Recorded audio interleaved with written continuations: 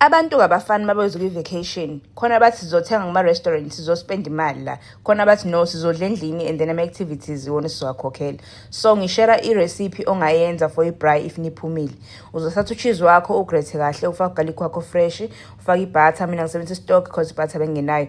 Ebese-ke ufaka salt and pepper, ngiseqile leso step anginikhombisanga, but ufaka salt and pepper bese uyamixa kahle-ke. Thatha ama-bread rolls akho uyawahalfa kanje, uyagcobisa, ufaka oven just for 5 minutes ngoba ufuna ukuthi eze ash, and then wenze sure ukuthi uma wakhipha oven uwavalela entweni evalekayo ukuze phela engabi dry ngoba mayishawa umoya azoqina abe dry. Bese ngipheka ipapa-ke lapha ngenzela abangawathanda ama-garlic bread ukuthi bedle ipapa.